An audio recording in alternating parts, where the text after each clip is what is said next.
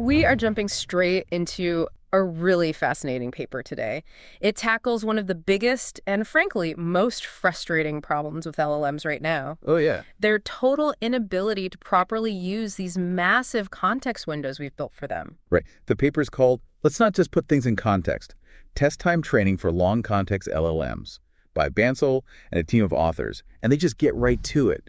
Their whole premise is, look, these models can technically take in millions of tokens, but in practice, they completely fail to retrieve key facts. They miss the important stuff. Exactly. They use the phrase missing clauses buried in lengthy documents, which I think we've all experienced. Definitely. Okay, so that's the problem.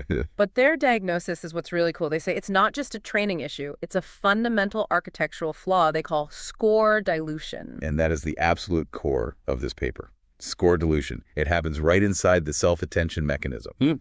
So basically, every single irrelevant token in the context acts like a bit of noise. A distractor. A distractor, yeah.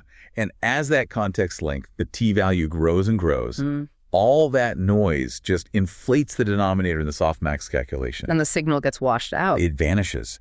The actual probability, the attention mass on the important evidence, the needle, just disappears into nothing. So the solution they propose is, well, it's a really elegant shift in how we spend compute at inference time.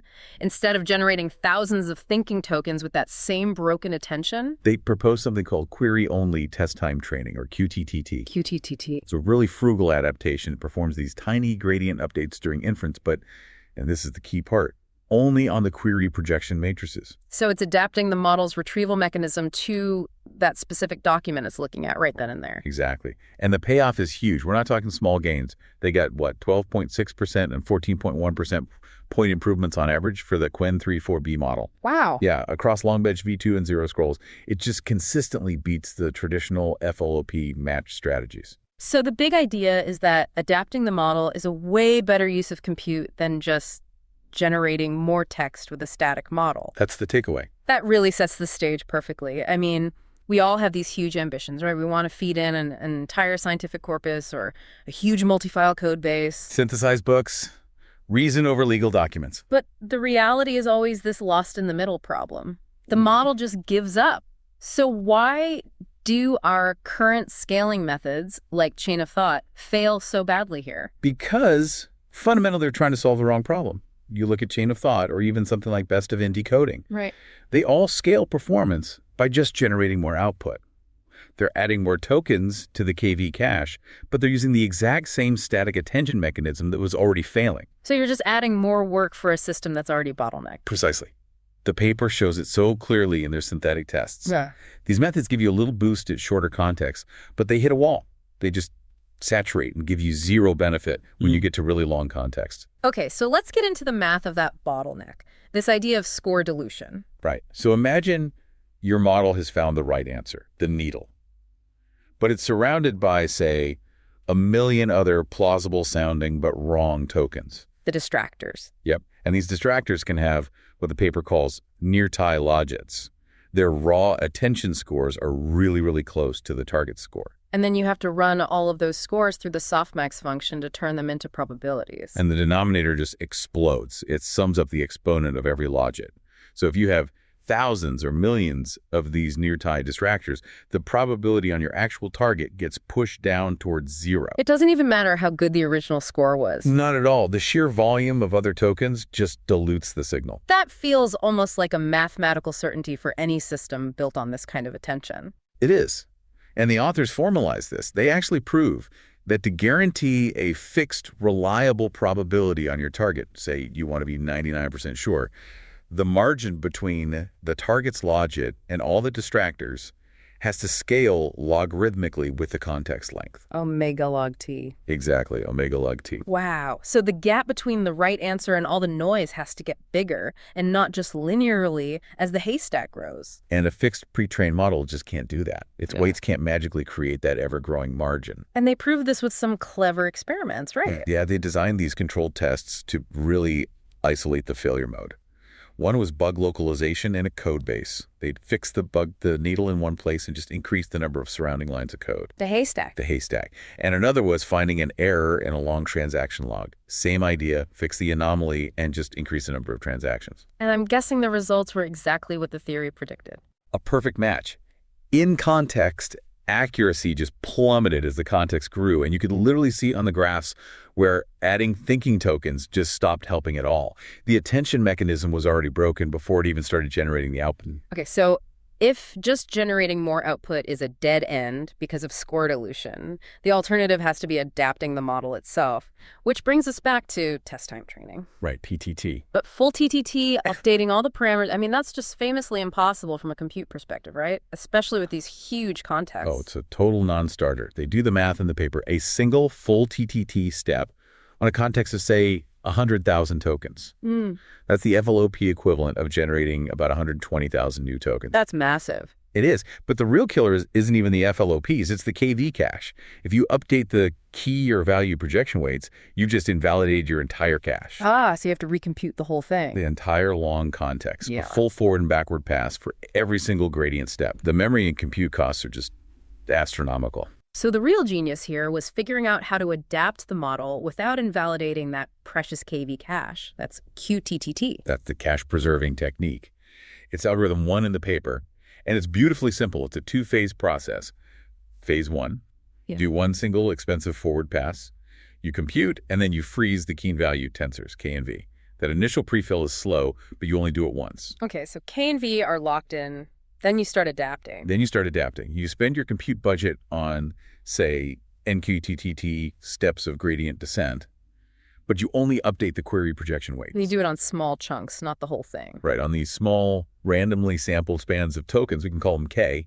And because K is tiny compared to T, and because K and V are frozen and just get reused, you completely avoid that massive recomputation cost. It's a fantastic engineering trick, but what's the theory? Why does updating just the query specifically fix the score dilution problem? Because it directly manipulates the geometry of the attention space. The gradient step literally moves the query vector key closer to the target key vector, kj star. The needle. The needle. And at the same time, it pushes it away from the average of all the other keys. Think of it like a cloud of points. The gradient pulls your viewpoint closer to the one point that matters and shoves it away from the center of the noisy cloud. So you're explicitly making the query more similar to the needle and less similar to everything else. Exactly. And by doing that, you provably increase that critical logit margin between the target and the distractors. You're directly fighting score dilution right where it happens. So to make this a practical comparison, they had to show that the FLOPs you spend on this adaptation are a better investment than just decoding more tokens. Right. They had to make it an apples-to-apples comparison. They came up with a pretty useful rule of thumb for FLOP equivalence. Basically, the number of thinking tokens you can generate, T-think, is about equal to 2 times the number of qTTT steps times the size of that small span. So 2 times qTTT times K. Okay, so let's use their example. An 8 billion parameter model, and you have the compute budget to decode 8,000 thinking tokens. Under their formula, that same budget gets you about 16 steps of this query-only adaptation done on little spans of 256 tokens. So it's a clear choice. Option A, you generate 8,000 more tokens with your static broken attention. Option B, you keep the context the same size, but you spend that budget making your model's attention mechanism smarter for this specific input. And option B just wins, hands down. Across the whole Qwen3 family of models, from 1.7b up to 32b, qTTT gave them these huge, consistent gains. If you look at LongBench-v2, the tasks that really need to find scattered information, like long dialogue history or multi-document QA, those saw the biggest improvements. And the scaling with model size looked great, too. I remember the code repositories task for the Qwen3 8b model. It went from a baseline of, 30% accuracy? Right, and thinking tokens got it to 44%, but qTTT pushed it all the way to 52%. That's a massive difference. That's a game changer for trying to debug a complex project. For sure. And on the ZeroScrolls benchmark, it was the same story.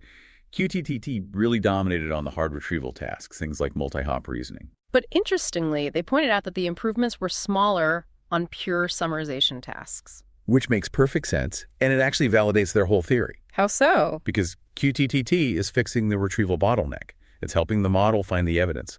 If the task is summarization, and the model can already find all the facts easily, but just struggles to generate a nice, coherent paragraph. Well, qTTT isn't designed to fix that part. So it's a retrieval enhancer, not a generation quality enhancer. Exactly. It lifts the floor on retrieval. And to really nail down the theory, they did ablation studies, right? Yep, in the appendix. And it confirms everything. As the context grows, for a vanilla model, the attention mass on the target just collapses. You can see the dilution happening.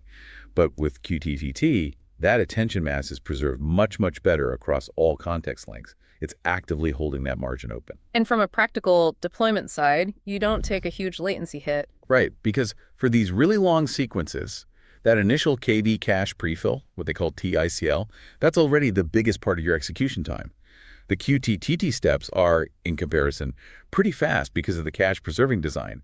The total wall clock time ends up being very similar to generating thinking tokens. So let's wrap this all up. What's the core takeaway here for someone building with these long context models? I think the bottom line is that these models are failing not just because of some hardware limit, but because static self-attention has this inherent mathematical weakness they call score dilution. It just can't find the needle. And their solution shows that reallocating your inference compute budget is the answer. Instead of generating 8,000 more tokens, you do 16 steps of this query adaptation. It's just a fundamentally more effective way to spend those FLOPs.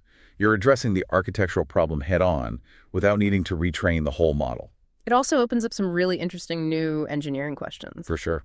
They mentioned needing to figure out the optimal budget schedules, like how many adaptation steps are best, what's the right span size, Kate. And could you build a simple little predictor model that decides on the fly whether a given task would benefit more from qTTT or from just generating more tokens? That's a great point. It moves the whole conversation past just bigger models, longer context, and into this much more nuanced space of optimizing the inference budget itself. Absolutely. And it really makes you think about what an LLM even is at inference time. How so? Well, if we can locally reshape the query weights to amplify the signal for every single input that comes in, which is what qTTT is doing, are we not fundamentally moving towards LLMs that are more like context-dependent thinkers?